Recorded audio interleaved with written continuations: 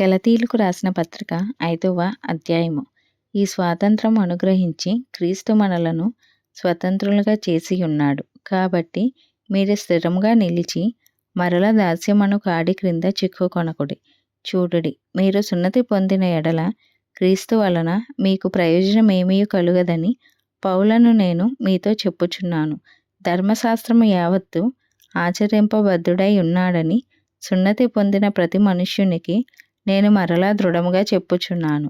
మీలో ధర్మశాస్త్రము వలన నీతిమంతులని తీర్చబడు వారెవరో వారు క్రీస్తులో నుండి బొత్తిగా వేరు చేయబడి ఉన్నారు, కృపలో నుండి తొలగిపోయి ఉన్నారు.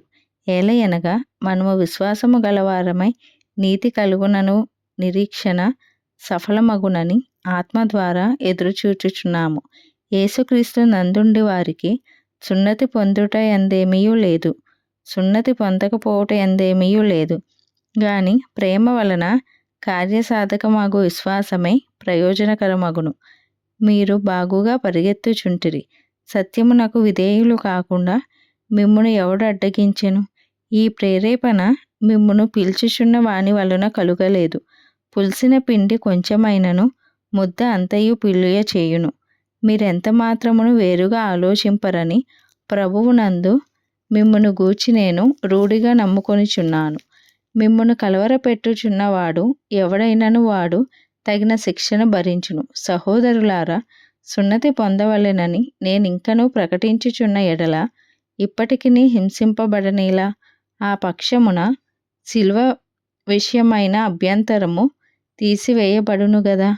మిమ్మును కలవరపెట్టువారు తమ్మును తాము ఛేదించుకొనుట మేలు.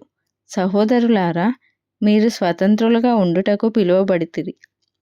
అయితే ఒక మాట, ఆ స్వాతంత్రమును శరీర క్రియలకు హేతువు చేసుకొనక ప్రేమ కలిగిన వారై ఒకనికొకడు దాసులై ఉండుడి. ధర్మశాస్త్రం అంతయు నిన్ను వలె నీ పొరుగువానిని ప్రేమించును అను ఒక్క మాటలో సంపూర్ణమై ఉన్నది. అయితే మీరు ఒకనికొకడు కరుచుకొని భక్షించిన ఎడల మీరు ఒకని వలన ఒకడు బొత్తిగా నశించిపోదురేమో చూచుకొనుడి.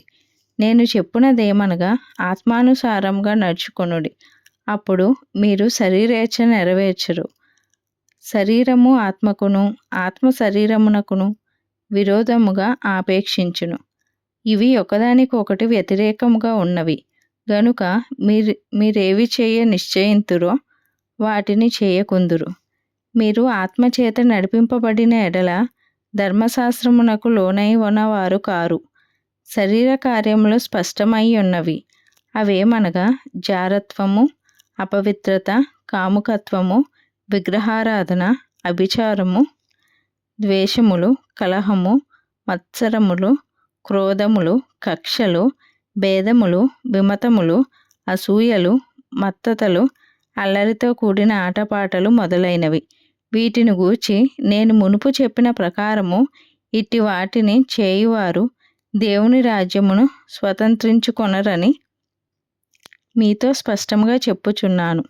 అయితే ఆత్మఫలమేమనగా ప్రేమ, సంతోషము, సమాధానము, దీర్ఘశాంతము, దయాళుత్వము, మంచితనము, విశ్వాసము, సాత్వికము, ఆశానిగ్రహము. ఇట్టి వాటికి విరోధమైన నియమమేదియూ లేదు.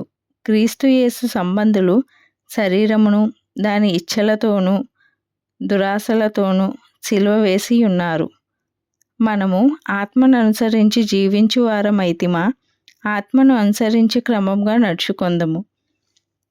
ఒకనికొకరము వివాదమునకు రేపకయు ఒకని యందొకరము అసూయ పడకయు వృధాగా అతిశయపడకయు ఉందము.